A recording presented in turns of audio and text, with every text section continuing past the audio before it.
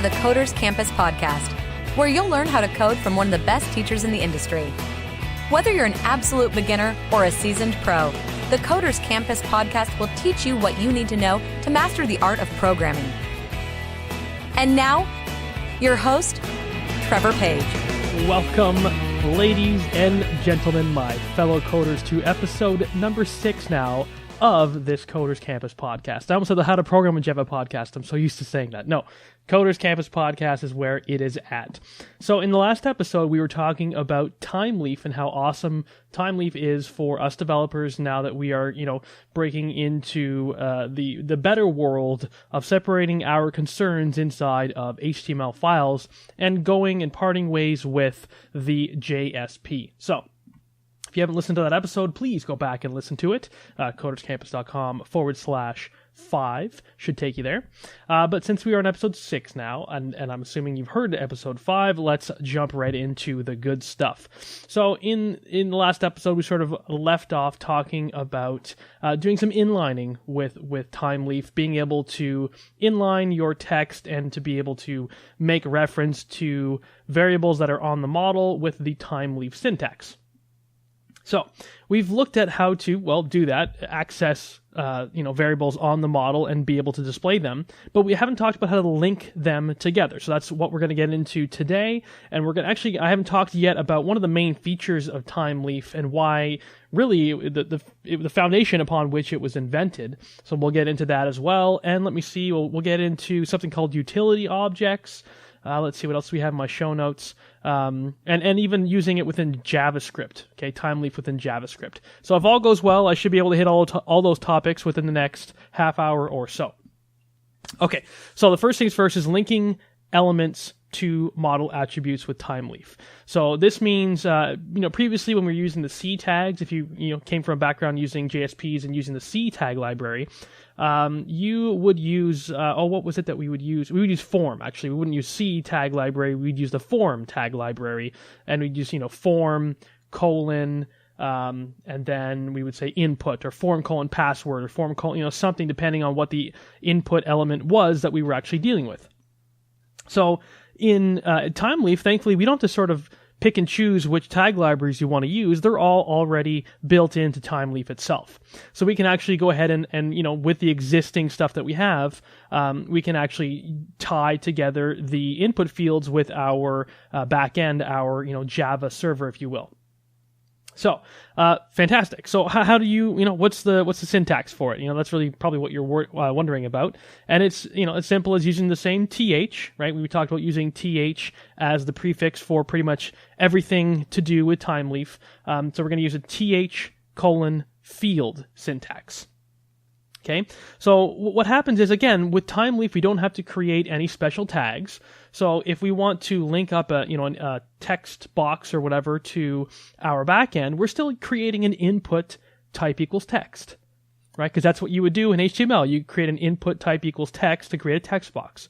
The difference is now we can use the additional Thymeleaf markup to say input type equals text, and then th::field equals, again, double quotes, and Spring expression language, so that means $, curly brackets. And within there, then you can make reference to the object on the model and the property that you want to link your text box to. So the example that I use in my sort of show notes, which will be available at coderscampus.com/6, because this is episode 6. The show notes, you'll see we are using the same, food diary sort of application that I've been building throughout the last 6 episodes. So the food diary object is what we're dealing with. The food diary object contains the food that you're eating, the meal type, so what meal it's for, breakfast, lunch, dinner, the time of day, so when you ate that meal, and the cost of the food. Okay, so those are the 4 properties, or the 4 input variables, if you will, that belong to the food diary object. So we create an input type equals text, th::field equals, double quotes, Spring expression language, and then we say food diary dot food. Okay, because the first input that we want to deal with is the food that we are consuming, if you will. So food diary dot food just means take the food diary object and point this particular, or link this particular input field to the food property, the food instance variable, within the food diary object. Simple as that. Done. Okay, then it'll take everything, it needs to do from there and hook everything up, give it a name, I might even give it an ID. So you don't have to specify anything else, it'll just do it for you. So very similar to what the form tags would do for you with in the JSP tag library stuff. Okay, then you can do the same thing for anything. You can say input type equals text, th field equals quote Spring Special Language, and then say food diary dot meal type, or food diary dot time of day, or food diary dot cost. Okay, whatever the property is that you want to link up to this particular input field, you just go ahead and do it with th field. All right, simple as that. And that's really all there is to it. That's it doesn't really get any more complex than that. And you can use a combination of these. So if you're using something like a select box, like a drop down box, so a select field, you could use it in the same way that you would use the form tags, sort of, right? You create your select tag, you would then, assign it to have a th field, and you'd link that up with whatever it is that you want to store from that drop-down box. And then you might do something like a th each to iterate through each of the elements inside of the list of elements that you want to display. So you do a th each, and you would, create the options for your select box. So that's sort of what you would do for that scenario. So it's the same kind of, you're taking everything that you've already learned and you're putting it, piecing it together to make whatever it is that you want to have made for you, right? So it's, it's pretty straightforward stuff. So, but hold on, we're not exactly done yet with what I just taught to you. There's actually something that you can do to make your life just a little bit easier. All right. So this is a trick for people, like if you want to, if your base object that you're working off of. So for us, we're using the food diary object, right? We're saying food diary dot food or food diary dot meal type. If you're working from, let's say, an object that is an object on the model that's pretty deep, pretty nested, far down in a list of objects. So, food diary dot sub item dot child dot whatever, if it was a really, really long name, and from there, then you want to say dot food or whatever the property is that you want to access from within that big chain of, dot properties. What you can do is, instead of having to write that out every single time, because that would get kind of tiresome. Let's say we were nested down 4 levels deep inside of an object, and we have, 5 or 10 different properties that we want to glean from it and hook up with our th field. That would get really tiresome because you have to type in all of that, food diary dot sub item dot child dot food, and do that same thing over and over and over again for each of the input types. So what you could do is you can make use of another sort of a shortcut, if you will, that sort of keeps a record of what object you're working with, so that you don't have to type it out in the future. Okay, so you essentially type out the object that you're working with once, and then you don't have to make reference to it ever again inside of the scope of whatever you're working with. So for example, what you could do is, let's say you're inside of another form, so you have a form, and on the form tag, previously I didn't talk about putting anything on the form tag, I was only talking about putting th field in the input tags, but now we can put something on the form tag, because the form tag wraps everything inside of it. All the input tags are inside of the form tag. I'll say it again. All the input tags are nested inside of the form tag. Therefore, the form tag wraps all the input tags. Okay, so we have a form tag, and there is where we can put the another attribute of Thymeleaf to make our lives a little bit easier. And that attribute is called th object. So th object. And what th object does is exactly what I said. It sort of is a placeholder. It sort of remembers whatever object it is that you're working with, so that inside of, nested inside of this form tag, you don't have to type it again. So for us, we're going to have th object equals double quotes, Spring Expression Language. So that means $, curly brackets. And then you put in the sort of base object that you want to work with. So for me, I said food diary dot sub item dot child. And I think that's what I did. I said three layers deep. But whatever the case may be, right? You could even just have one object if you really are that lazy and don't want to type in one object, like just food diary. Then fair enough. So that's the example that I gave in my show notes. You can see it's just food diary is all I use, and that's fine. If you don't want to type in food diary 4 or 5 or whatever many times, then great, you don't have to. So you can say THObject equals double quotes, $, curly brackets, and inside of there you put food diary. So okay, THObject is sort of storing the fact that inside of the scope of the form tag now, because we put on the form tag, inside of the scope of the form tag we're dealing with this food diary object. That's sort of like our backing object, if you will. Now inside, when we're typing out our input tags, how does that differ? What do we have to do differently now?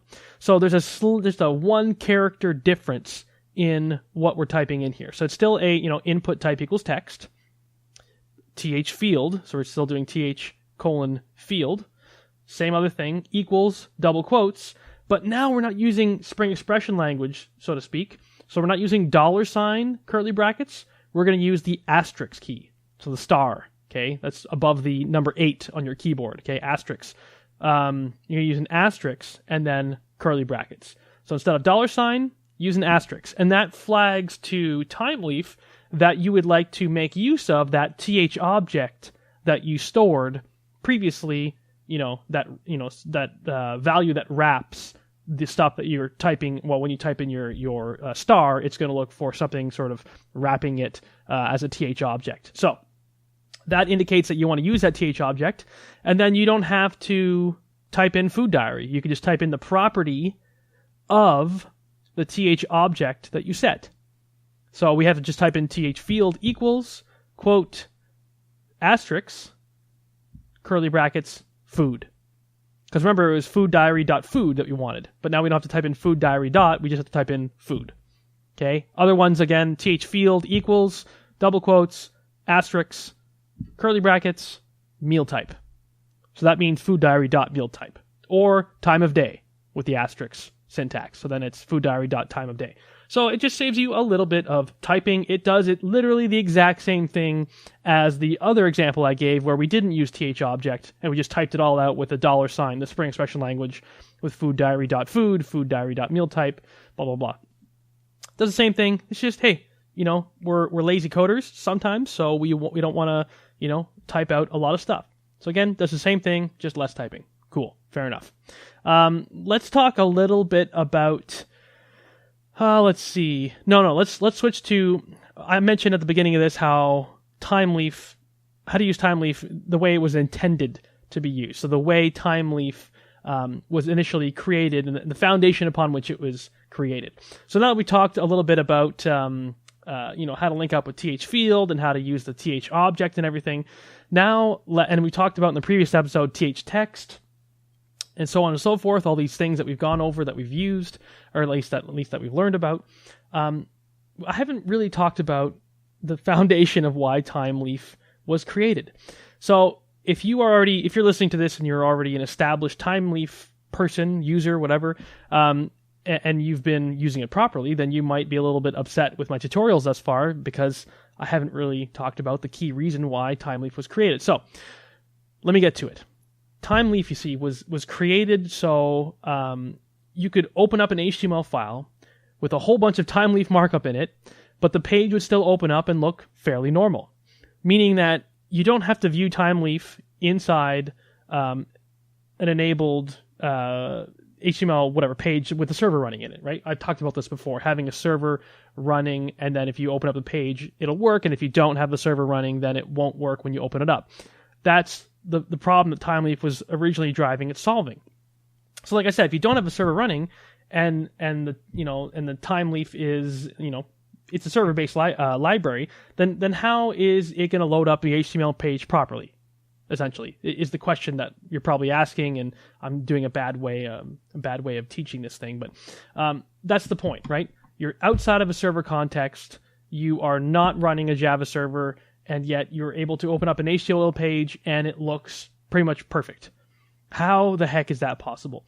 Well, like I said, it's through the use of, default values for one, and the fact that the Thymeleaf markup is built into existing HTML tags. But we've already sort of talked about, and learned about using Thymeleaf built into HTML tags already. But what I haven't talked about is the use of default values. Okay, so you see, whenever you create a Thymeleaf-enabled HTML element, you should also provide some sort of a default value, so that if you were to open it up in an HTML page without a server running, it can fall back to those default values.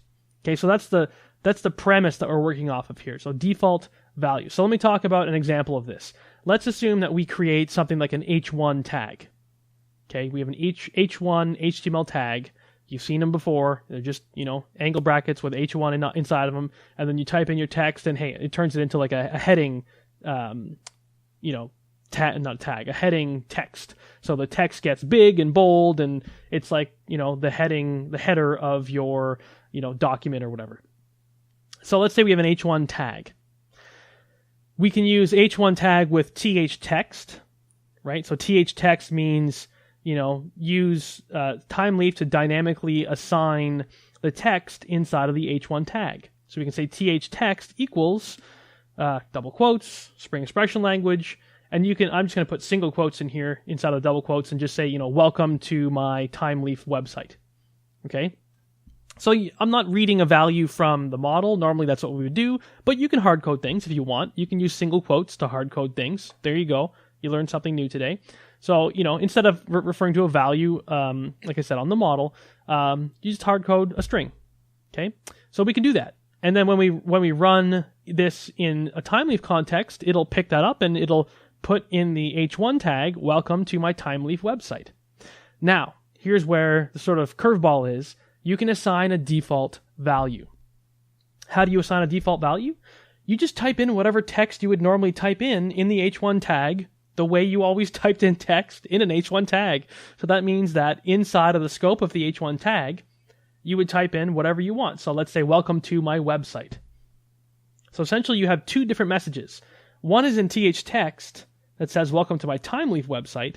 And one is nested inside of the scope of the H1 tags, the way you would normally do it, that says, welcome to my website. Okay? You can also do this with like a span. If you were to iterate through a bunch of elements with a th each or something, you can have a div th each that iterates through, let's say, the food diaries, so each of the food diary items. And then nested inside of that div, the th each div, you'd have a span that would use maybe th text. And it would say, I ate plus, what's the word I'm looking for? String concatenation. So use a plus for string concatenation. I ate, and then you concatenate the food diary.food or something like that. So that means I ate pizza, or I ate whatever it is that is stored within the food diary item that we're iterating through. Okay, that's no different from what we've already talked about. But again, you can assign a default value. So the default value can be inside of the span tags context inside of, nested within them. Between the two, the open span and the closed span, you can have, I ate cookies. So you can hard code a default value. So what happens? What happens in the case that, you run it, open it with a browser that's not running within a server context? Well, you would see exactly the two sentences that I talked about. You would see it say, welcome to my website, and then it would say, I ate cookies. Because the browser will just ignore the Thymeleaf markup completely. Okay, so if you ignore the Thymeleaf markup, then what you're left with is plain old HTML code that says, welcome to my website, I ate cookies. Right? That's the default values that you assign within the H1 tag and the span tag, because that's how you would normally type stuff into an H1 tag and a span tag if you weren't using Thymeleaf, right? So that's how Thymeleaf uses default values. So then what happens if you open up this page now, this code inside of a web server that's running Thymeleaf, and Thymeleaf is enabled? Well, Thymeleaf recognizes its own markup, and it actually will replace the default values with the ones that you supplied inside of the Thymeleaf markup with the expected data that exists in the model, or whatever it is that you told it to look at and use, right? Whatever was inside the th text for the H1, we'll replace the default value. So now it won't say welcome to my website. It will say welcome to my Thymeleaf website, because that's what we put inside of the th text. And it won't say I ate cookies, or at least it could say that, but it might not. It's going to say I ate pizza, and then it's going to loop through and say I ate cookies, and then it's going to loop through and say I ate I don't know, lasagna and whatever it is that you have stored in your food diary objects, in your database. Who knows what you stored, but the point is it'll iterate through each of them and display each of them. Okay?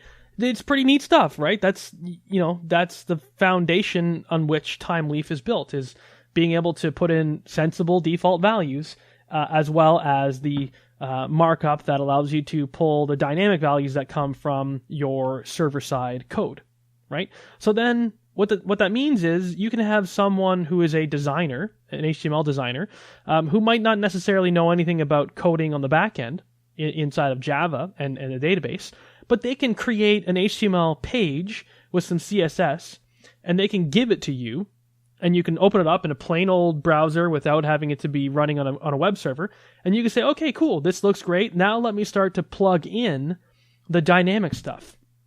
In other words, you can just start to append Thymeleaf syntax to the existing designer's HTML code.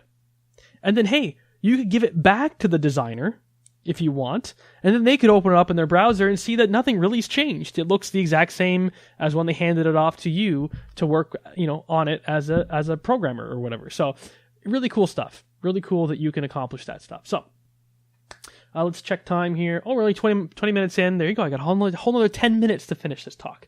So, the next thing I want to talk about is utility objects in Thymeleaf. So we're going to move away from the fact that you can have default values. Let's assume that we should always use default values. That is a good practice to use when you're working within Thymeleaf, is you should always assign default values. If you don't assign default values, then you're kind of not coding it the way it was intended to be used. So just keep that in the back of your mind. Now, having said that, let's move on to something called utility objects in Thymeleaf. You might already be familiar with the term utility objects, but I'll give you an example. So from time to time, we need to go. We needed to go searching for tag libraries that would help us, let's say, format a date or format some currency or some other random utility-based task that the standard C library or form tag library couldn't help us with, right? We'd have to go and look for something like a format tag library. That's an example of a utility type library. It's something that helps us. It's not default functionality, but in terms of like critical functionality, but it's a utility. It makes our lives a little bit easier. Like I said, formatting a date or formatting currency. So thankfully, the good folks over at Thymeleaf thought of this, and they provide us with a whole bunch of expression utility objects that we can use. So I think that's what they call them, expression utility objects. So actually, I have a link here. I can click on it and go and check. Yes, expression utility objects. I have a link on my page that points you to the Thymeleaf documentation that shows you all of them. But I'm just going to do a quick example of maybe, one or two of them here. So let's say, for example, I talked about formatting a date. How do we format a date with Thymeleaf? Well, it's actually built into the existing tag. So for example, let's say we have a span tag and we want to format a date or something. So what you can do is you can say span th text, so th:\text equals equals double quotes, $, so Spring Expression language. And then what you can do here is you can use the pound symbol or the hashtag, depending on how you want to describe it, depending on if you are a millennial or not. So the pound, you can have the pound symbol, and then you type in the name of the utility object. So for example, you can use pound calendars. Okay, so you can say pound calendars.format. All right, and that's a utility object. Pound calendars is the utility object, so you can say pound calendars.format, and then that takes two things. It takes the date, and then it takes the string of the pattern that you want to match for formatting your date. So you can pass in, let's say we have a variable called today that's on the model. You can just say today, because we're already inside of Spring Expression language, so you can just say today.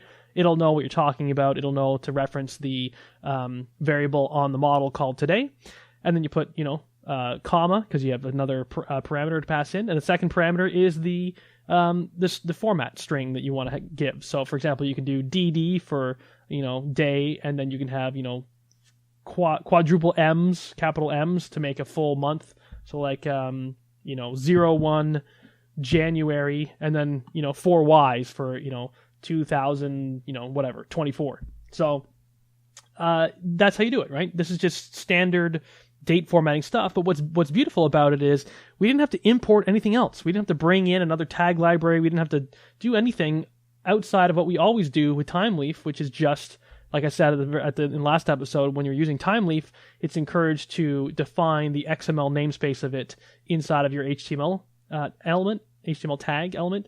So you would define the XML namespace to be Thymeleaf or TH, and then it would point to thymeleaf.org. Anyway, we talked about that already. You'll see examples of that. At least you should see examples of that on my show notes. Did I create that example on my show notes? I don't know. I need to go back and check and see if let me hold my spot here in my page. Let me scroll up and see if my first example. Okay, good. Yes, I did. So the coding example that you see when you go to the show notes page, you'll see it's there. So anyway, so that's you can use pound calendars. There you go. You could also use, let's say you want to check and see if a list is empty or not. So you can do a thif equals double quotes Spring expression language $, curly brackets, and you can use pound lists. Okay, you use pound calendars, pound lists. So you can say pound lists dot is empty, right? And you can pass in a list, the name of a list. So, some random list, whatever random list that you have defined on your model, you could pass it in here, and that would return true or false, depending on if it's empty or not. You could even say not pound lists dot is empty to say if it's not empty, then do something, because that's typically what you want to do. And I say not, it's the full spelled out not the exclamation mark. So not space pound lists dot is empty. And empty is the E in empty is capitalized because that's that's typically the same Java type format in terms of the convention of using method terminology or naming terminology. Methodology? What's the word? I'm using method twice. Anyway, it doesn't matter. You get what I mean. Is empty, it's camel cased because that's the convention. Okay, so pound lists. There's also, if I go to the link, there's also, let me see. There's pound dates, a utility method for the date, java.util.date objects for formatting dates. Pound numbers is a utility methods for formatting numeric objects. Pound strings, a utility method for string objects with, has contain, starts with, prepending, appending, that kind of thing. Let's see, pound bools, utility methods for Boolean evaluation. I'm not even sure what that is and why that would be used. Anyway, pound arrays, so utility methods for arrays. Pound lists, pound sets, pound maps, pound aggregates, pound messages, pound IDs. Actually, pound IDs is something that's a bit more advanced to use when you are iterating through elements. I've had to use that before, a utility method for dealing with ID attributes. So maybe that'll be in a future episode that we dive into something like that because it's a bit more advanced. But there's a bunch of different utility, all the utility objects that your little heart would ever desire is already built into Thymeleaf, so you don't have to go searching for all these tag libraries, which is wonderful. Let's see. I talked about using Thymeleaf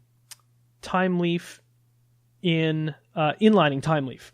So we did Thymeleaf. So now I'm shifting gears now away from utility objects.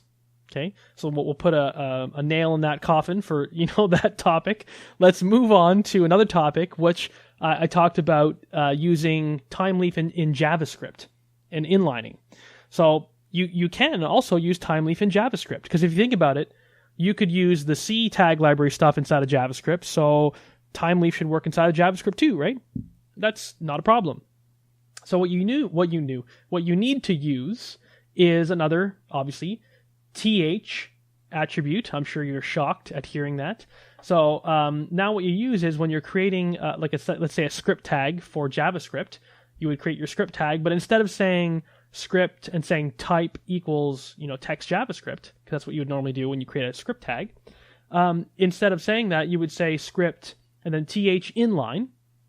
Okay, so we've used th inline previously. We did th inline text previously. We talked about that in the last episode. But now it's th inline JavaScript. Okay, fairly straightforward stuff because you're inlining JavaScript code with Thymeleaf. So this is the method, or this is the nomenclature, the syntax that you're going to use. You would use th inline equals JavaScript. So now it's a bit more convoluted than that, unfortunately, because you need to and this is not going to convert well over audio, but you need to define sort of like a C data tag as well. Not even a tag, but, well, sort of a tag, and it's commented out. It's a lot of sort of random characters for syntax. I usually don't even memorize it. I usually just copy paste it.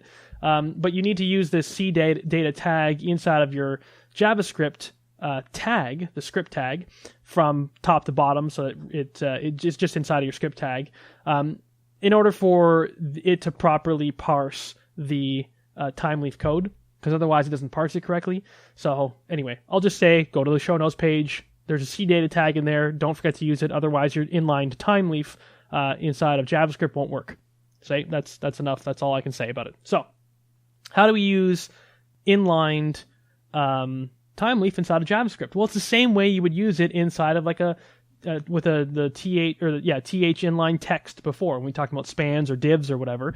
You use your double square bracket and then Spring expression language, and then your reference to the variable. Okay, so there's no different there. It's the same old thing. But the twist is you can also use default values in here. Because remember, like I said, whenever you are using Thymeleaf, you should consider using default values. So how do you use a default value with an inlined text within JavaScript, you might ask? So, good question.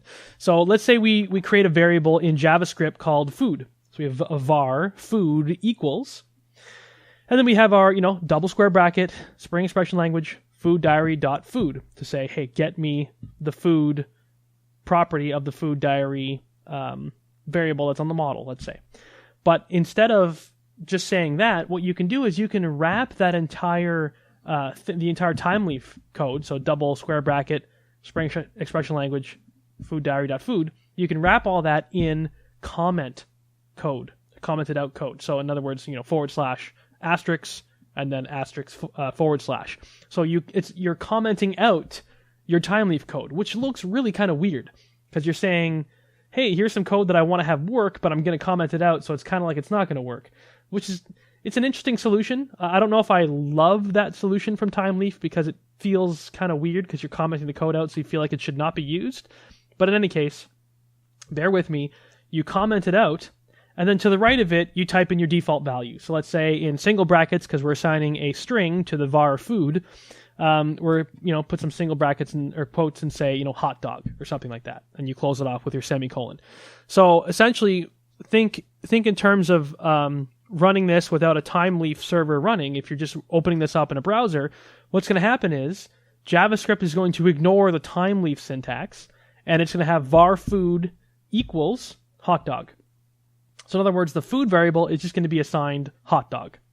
But in a Thymeleaf context, when you're running it inside of a Java server with your Thymeleaf running and enabled, what it's going to do is Thymeleaf is going to recognize that the Thymeleaf code, the double square bracket, etc., the inlined Thymeleaf is there. It's going to recognize that it's there and it's commented out, and there's a value to the right of it. So what it's going to do is it's going to ignore the comments. It's going to inject the proper value in there as you would expect, and it's going to ignore the default value that you set. So it'll do all that for you. Bada bing, bada bang, bada boom. So kind of cool. Like I said, a bit convoluted in terms of the steps you need to take, but once you've done it, 3, 4, 5 times, it's second nature. You just do it. All right. Pretty darn cool stuff. So let me look at time now. Oh, how many? There's actually more topics that I could talk about. Oh, shoot. So you know what? I guess I'm going to say this to the next episode. It's going to be a 3-parter, ladies and gentlemen, Thymeleaf. There's so much to talk about, and so little time. So we'll call it quits for there, and I don't need to remind you, we still have the contest going on. You've heard about that many times. I don't want to bore you with it. The lovely lady at the end of the show will remind you to go and leave a rating and review. The only thing I'll say is don't forget to email me that rating and review, Trevor@craftycoder.com.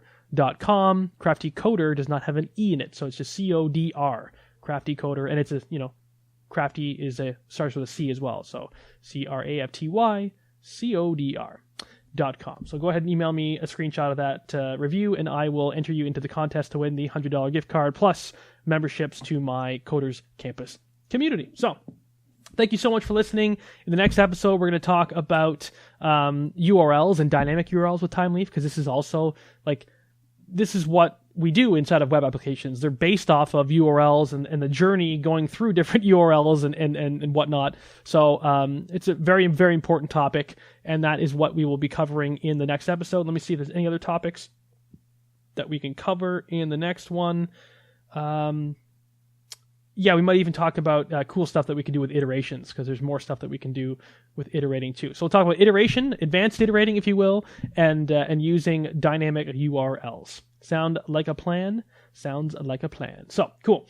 Can't wait to see you guys in the next episode. Thank you so much for listening to this full one here. Hopefully I didn't confuse the heck out of you. Don't forget, you can go to coderscampus.com/6 to check out the show notes. And there you go. Hope you enjoyed it. Happy learning. Take care of yourself as always, and bye for now. Thanks for listening to this episode of the Coders Campus podcast. But before you go, Trevor has a favor to ask you. In order to keep these episodes free, he'd love for you to leave a rating and review the podcast on iTunes. Just go to coderscampus.com/review to leave your own rating and review of the show. So if you have 30 seconds to spare right now, please help out by leaving a rating and review via coderscampus.com/review. It will ensure that you continue to get these awesome free podcast episodes each and every week. So if you like free swag, head on over to coderscampus.com/review. Happy learning!